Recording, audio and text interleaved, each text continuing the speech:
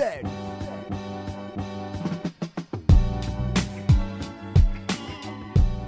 Hi everyone. As Mark said, I'm Rafael Ramalho.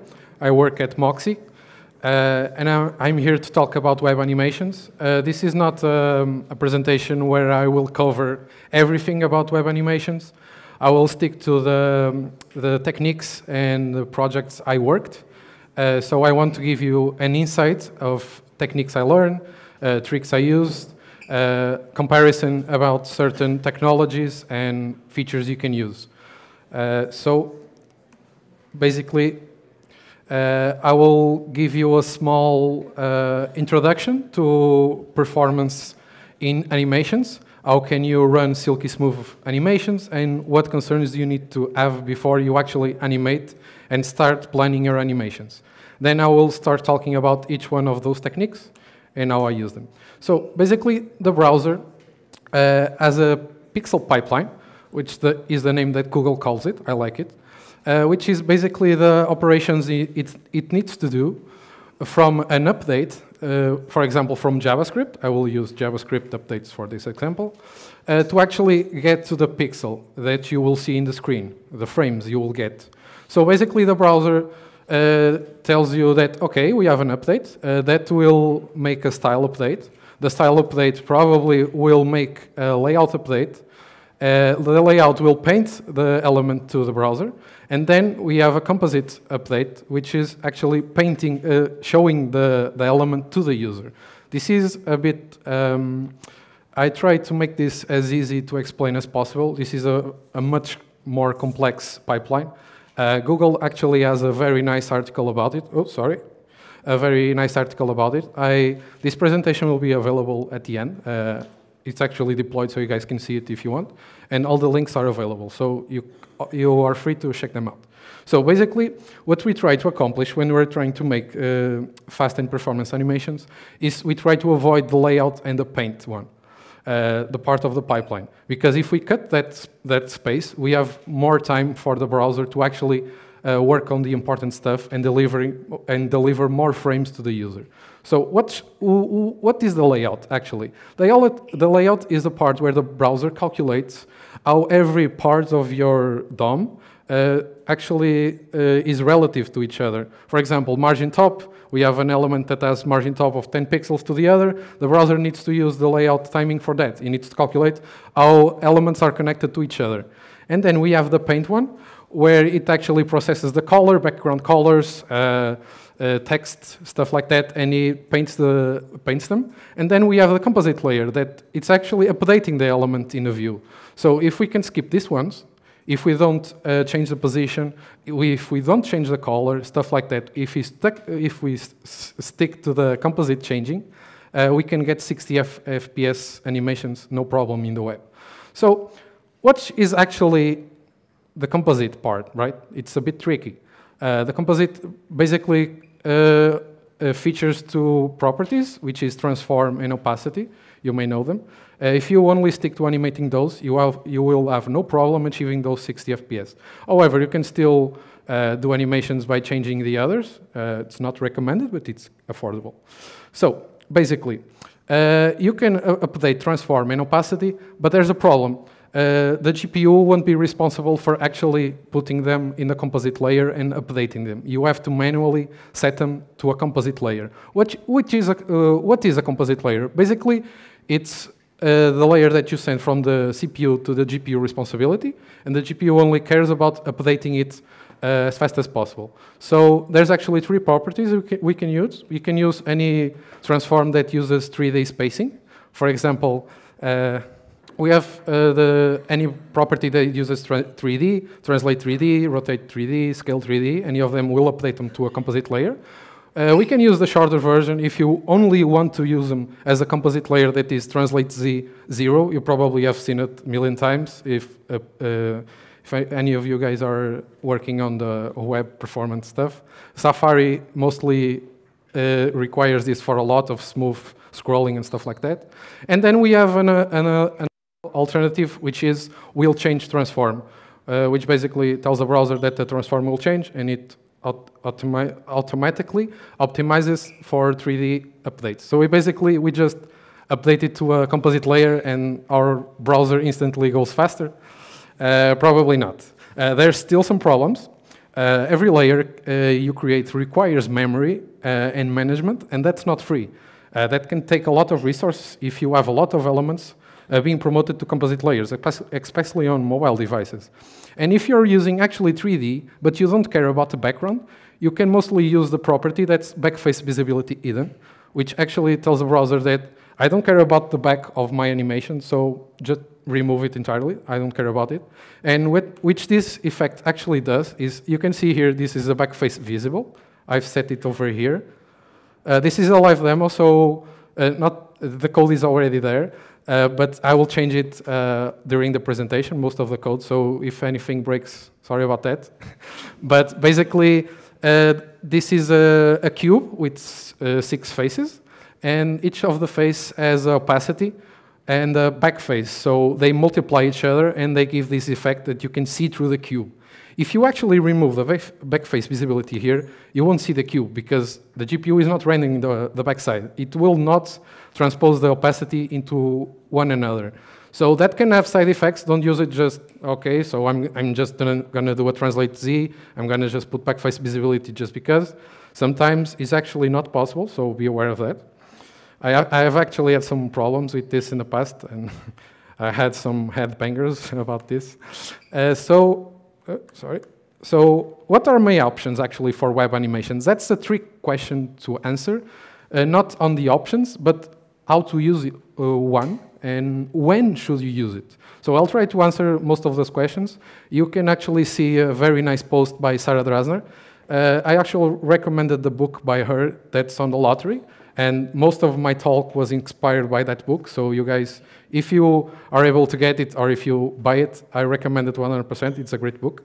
So let's start by CSS. So CSS, you mostly know, is a cross-browser compatible and available everywhere. It's just easy to use it on the web. It's there.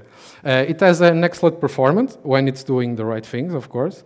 And there's actually some cons to it. Not very con, but problems that you may need to fix and CSS doesn't fix them. For example, if you need a complex easing, so stuff happening like bouncings and complex physics, CSS will not be the answer for you, cannot do that there. Also, if you've seen CSS animations and transitions, sometimes a lot of steps can be really hard to figure out what's happening, what's going on, how to improve that, how to cut some parts. It can be really hard to do that. And animating SVGs with CSS has a lot of cross-browser problems. Most of them, I actually edited this presentation today because I went to research a bit more. Some problems have been fixed on Firefox on the latest versions, not if you support 76, I think, backwards. And Internet Explorer 11 will just tell you no, not possible. Nope, sorry. So basically, what's a transition? A transition is just changing from one state to another, and you can achieve that. This is the code for it. I just have a transition where I transition the transform property during 300 milliseconds, and I have an easing of easing out. I actually upgraded to a 3D layer, just because. And when I over it, what happens is that it gives another transform property. So the transition changes from one state to the other, and it calculates precisionally how much it needs to actually update on the transform. So when I over it, I actually get to see the transform being applied gradually. So if I actually change this to 1 second, it will take longer for the ball to grow. And there's a cool trick that most people don't know, and I actually added to the presentation so you guys can see it. The transition property can be added on the base class. It can be added on the over class, which will actually make it animate when you over it, because you over it, it gets the transition property. And when you take off the mouse, it just instantly goes to the initial value. And then you have the option when it's not overing, you transition. So it gets instantly, then you take out the over, and it starts transitioning back to the original value. This can be used for a lot of cool tricks. I've used it in the past. When I learned it, I went, oh my God, I'm going to use this everywhere. So that's a cool trick if you guys want to use it. Then you have the part where you add something to the DOM. Just ignore the part that I'm actually using React under the hood, and you have stuff to do this, like transition groups and stuff like that. Let's just focus on the CSS basics. I actually, when I click on Add Element, I add the element to the body. It's invisible. You can see the initial class here. It has opacity 0 and height 0. And then I transition those properties. As you can see, I said not to animate height because it triggers a relayout, but oh well. We have to do it because it gives a smoother effect. So we can actually get away with it. And then when I manually give the show class via a set timeout on the component, which sets the opacity to 1 and the height to 52.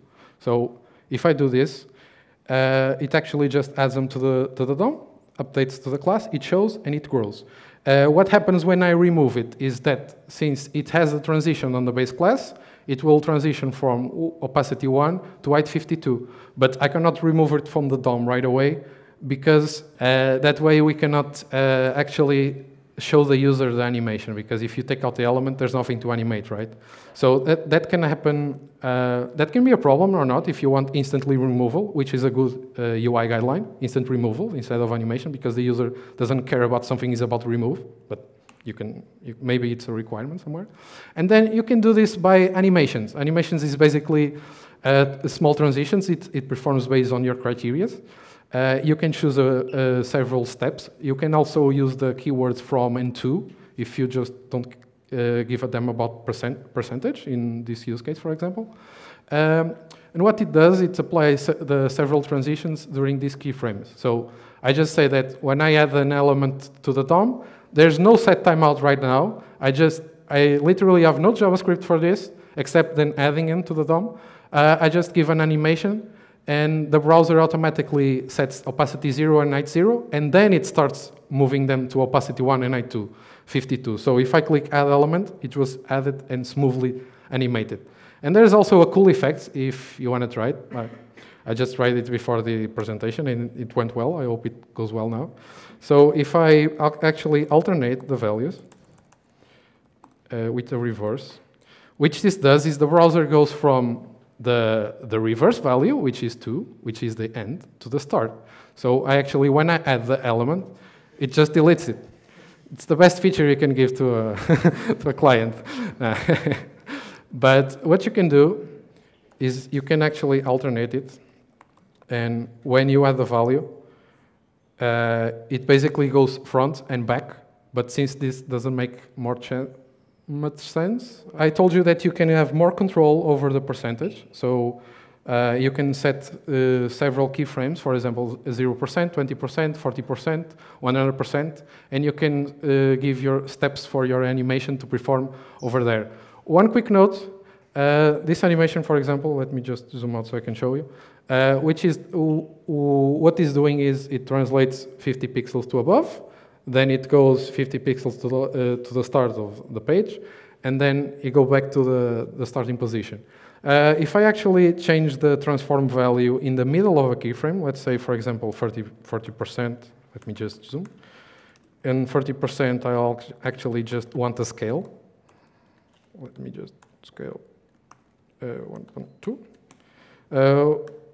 There's a problem right here, because now you can see that it starts, let me just put 22 so you can see it actually. It starts moving, but then it applies the scale, which enters in conflict with the translate 3D. Why is it not updating? What I want to demonstrate here is that if you set a different value for transform, in the middle of a keyframe, the previous value, that's the transform 50 pixels, will not be given because it instantly just switches to the other one, which will cause some confusion to the browser. So you cannot actually separate properly the several steps of the animation. So then there's the canvas. You already had a nice talk about 3D and canvas and stuff like that, so I'll go quickly over it. It actually has great performance for complex simultaneous animations. And it's controlled by JavaScript, which actually gives a nice user interaction. So there's actually one example from this code pane. You can see below here. If I move my mouse to the left, the confettis will follow the mouse to the left, and if I move it to the right, it actually follows the mouse to the right. Yeah. So, but of course there are some problems. Resizing based on browser width, screen display, for example, 2x and 3x screen displays, can be actually complex and a bit troublesome. It's difficult to debug. Firefox had a nice tool for it, but it removed it completely some versions ago. And development takes longer because it's harder to actually put some visual stuff there. So then you have WebGL. I actually never worked directly with it. I know how it works, and if I need to do something 3D, I'll do it, but I never actually had a chance to work it. So it has nice support for 3D and VR and all the stuff the previous presentation said. It has the same problems as the canvas, resizing, difficult to debug, and it has another problem that's harder for designers to export assets. So designers actually have to have more work to do 3D model, and that can be troublesome in a fast web development. So let's talk about Web Animations API. This is API that actually gives good performance to the browser. It's easy and legible sequencing to read and to manage, and it actually closes the gap between JavaScript and CSS. Most of the time you have JavaScript, it sends something to the browser will process it through CSS, do it, then JavaScript will have no idea when that's done or when it finished. So this is a good way to bridge both of them. And there's an example here. This basically this basically translates to keyframes. It's the same logic as keyframes. You give them several steps, and the percentage is actually given on the offset. And the JavaScript is controlling the animation. So instead of, for example, adding a class that's called show, and the show will go to the, and the CSS will actually do the animation there, you can just do what you want here and have more control over it. So if I wanted actually to animate it through a height property or something like that, so I wanted a variable mixed stuff over here, I could just put it in the middle of the string and it worked just fine. So there's actually a cool trick to debug animations here, which is you can switch the play rate. So let's say you have some problems debugging why this animation is not returning properly to the start. You can actually set the play rate to a value you want from 0 to 1, and it slows the animation down. So it's easier to debug. Or if you have a long animation, I have animations where I had to wait 20 seconds to reach the part where I really wanted, and that 20 seconds over a day actually takes some hours. So you can use it to speed up and reach out the part you want. And you can actually stop it, pause it, restart it. You can do wherever you want in the console, and that's nice for debugging. So there's a big problem, though. Support for cross-browser is not great. Actually, natively, only Firefox and Chrome supports it, and iOS Safari in the latest versions. There's a polyfill for it. Not the best solution, but you can still reach this ideal world of CSS in JavaScript and stuff like that. And it actually has some very big limitations regarding complex sequence. If you want an animation starting after the other, and one impacting the other, and one in the middle, there's no way you can do this right here, because it's the same as CSS. So you have to do it with an external lib, probably. I chose an im.js, for those you know. Can you raise hands if anyone has ever used it? No?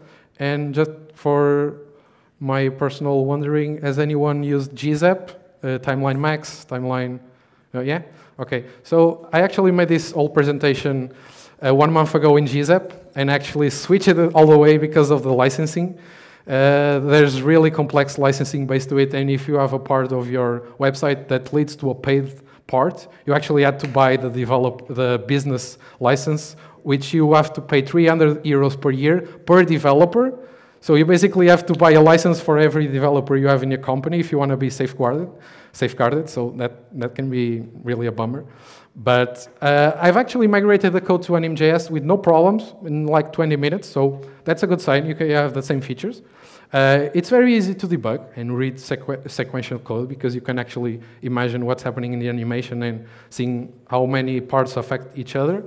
It has nice features regarding timeline manipulation, so if you want to speed your animation up, if you want to shift it backwards or forwards, it's easier than CSS, because in CSS, in keyframes, for example, you need to calculate the percentage based on the duration. So if the duration changes, you have to change all the percentage for that duration, and it is in these libraries, you actually just change the duration and it calculates everything automatically. And it actually offers a nice list of easings, like bounces and stuff like that. And you can even make more custom ones, which is nice. And allows to create advanced motion animations with small pieces of code, which is also always nice to have small code making big changes, right?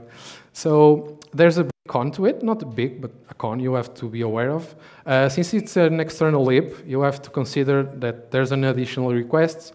So it's usually, in case of an im.js, a 6 KB Gzip and minified, so that's not that much, but it's still an overhead, okay? And there's an example here in an im. Let me just show you. The zoom is not actually going where I want, but okay.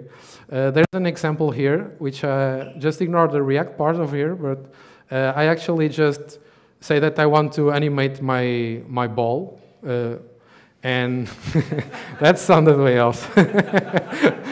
For 200 milliseconds, so every duration here is in milliseconds.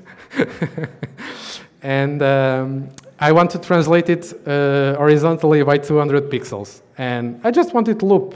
So basically this is it. If I don't want it to loop, that's the default, I just remove it, just does one time and just stays in the end result. So, okay, that's simple to do. Then you can actually do more complex, like simultaneous animations, which you cannot really do well in CSS because you need to do every step and take into consideration the previous values. So, for example, this one, I translated x 15 times the value it had. So, if I had a translate x 10 pixels, it actually goes 150 pixels forward, which you can actually see if I change it to 30. The animation just scales to the initial value. So you can actually make relative stuff and not absolute stuff. Not, okay, I need to calculate everything if this element is here and if this element is here. No, you can make relative stuff and do it. And you can also do it in a turn way. For example, if you want to rotate it twice, it's easier nomenclature, just going 2 turns, than actually just setting 720 and then you want a little bit more and a little bit less, and it's starting to be complicated to manage. And actually here I changed the easing just to show you guys how it's done. So let me go to the next one. So one important thing about these animations is that they give you the option to do easy staggering. What is staggering? Staggering is basically you're telling that you have an array of elements and you want them to have some certain parts different from the previous one. So here what I'm doing is I'm giving every element a horizontal translation of 270 pixels, but I'm actually delaying them by 100 milliseconds from the previous one. So the first one is delayed 0, the other one is delayed 100 milliseconds, and the other one is delayed 200 milliseconds. So it gives that effect of like pushing one another. And if I change actually the staggering value, you can see that it takes longer for the others to start. So we can have some really nice and easy manageable control over here. So then there's the part where you want to stagger between 2 properties. For example, I want them to go 40 pixels forward of each other more. Let's say we have this element, and this element needs to go 40 pixels, and this element needs to travel 80 pixels, and this one needs to travel 120 pixels. That's happening a lot of times in projects I had, and before these animations you have to set it manually, so you can actually just set it here to 40 pixel variation and it automatically adjusts.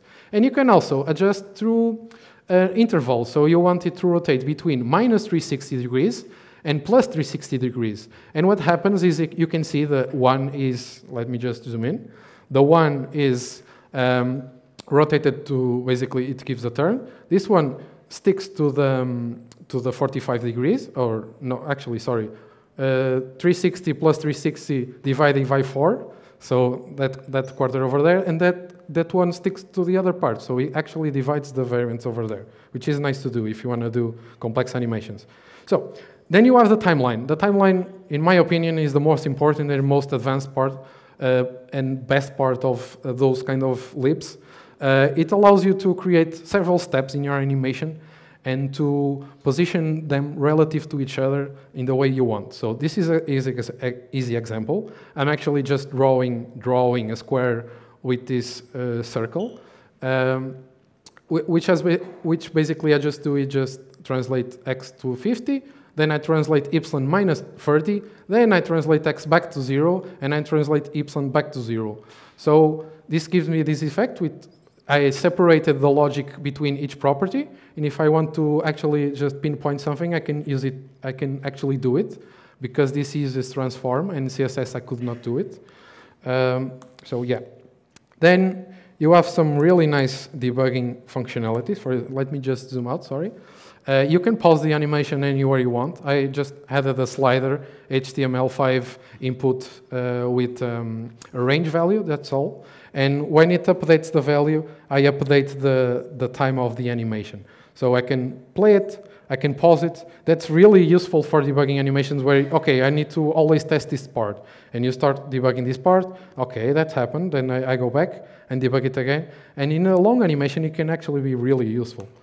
Then there's the other part where most people actually fail here. I talk by myself. I actually had like 2 work days just figuring out what the hell these libs do about relative timing. And what you can actually achieve is, if you want a second step to start at the same time as the first one, you need to go back the duration of the first one, because what happens is first step, second step, first step. If you want the second step to be the same as the first, you need to actually go the duration of the first backwards and start at the same time. So here you have a second property here in the add part where you can actually go back and you can see the duration of each step is 1,000 milliseconds, so 100, so 1,000, yeah. So I just go back 1,000, and what happens is the 1 and 2 start at the same time. And he actually gives another option, which is absolute offsets, which is nice. Let's say you want that the 1 second of my animation, I want something to happen. And you don't want to calculate how much durations there is behind. So you actually can just set a value, and you can see number 3 is actually only animating 40 milliseconds after the animation starts. So then there's this cool effect that I've done it like 4 or 5 times in most projects. This is like animating letters, animating logos that have stroke. And the important note over here, it needs to be stroke, it cannot be fill. So I actually had to remove the fill from the letters and manually set stroke, because I didn't want to bother anyone exporting me just these letters with stroke. It's not that hard to do as well. And what I do is, Anim actually has a lib for this, a function for this, which is, it calculates how much space the stroke needs to go, the path, and it actually just animates from the full amount of the path to 0. So it's like the stroke is like really far away, and then it starts going back to our original position. And it can give this really cool effect that you can see over here. And then there's a trick that I personally love, and I use a lot of times, which is dynamic loading of SVGs. So you probably need to animate SVGs a lot of time, and you actually had to put them in line in your HTML, or you could not actually animate the inside of the SVG because you cannot reach it. It's not in the DOM, it's an image tag, it's externally to the DOM. So what happens is there's an object tag, it's supported in every browser, so you're fine with it. You can actually just say that you want this accent. For example, this is the Moxie logo, and it loads the image to inline. So if I just inspect this, and I show you here, if I can, because this really small, but if I show you, there's actually a shadow DOM that has an SVG, and I can access it. So I can actually animate small parts of it. And what I'm doing here is I'm accessing the paths inside the SVG, and I'm animating them separately. So, because each one of them has a different offset, has a different stroke path it needs to go. So yeah, basically this is it for the cool tricks I've shown you. There's one last where I had to do this animation like, I don't know, lots of time really. This animation is like the basic stuff. For example, this one shows the technologies you use. This one, it's always in every site you see almost. So there's also actually a small algorithm you can follow, which is nice to use. So I'll just remove the hidden property so you guys can actually see what's happening below. So I have a list of images. And what I'm doing is I initially set their position to be 100% their index. So the first image goes to 0, the other goes to 100%, the other goes to 200%, and so on. And what I do is I translate them, and that's the cool part about an IM. You can actually make relative. I animate them, each one of them separately, to minus 100%. And then what I do is I say, okay, this one, which I'm currently iterating, you can see in the for each, I'm actually going to that specific technology, and I'm saying, okay, you, sir, go straight away to the bottom of all my technologies. So I actually just, also relative, I add the number of technologies I have, percentage, and actually just this element reaches the top and it goes straight below. And I actually can show you here because I didn't perfected this. It was a bit too fast, but oh, sorry. But I can show you what happens in a smaller scale, so you can actually see the part. So let's see. You have this is actually bugging one from the other because we have this part is not visible to the user, so I really don't care about all the technologies as actually going to the end. So what happens here is that it goes to the bottom, then it starts going when it's its turn. So everything works relative. I can add 1 million integrations. I can add one. It just works. So that's a nice algorithm. And if you actually need it somewhere in your projects, you can actually go to my GitHub. There's a source code there. I'm going to show it right afterwards. And you can use it just whenever you want. It's just an algorithm that works for these kind of use cases, and it's very nice. So that's basically it. Thank you all for sticking with my stupid demos and fails. And hope to see you soon.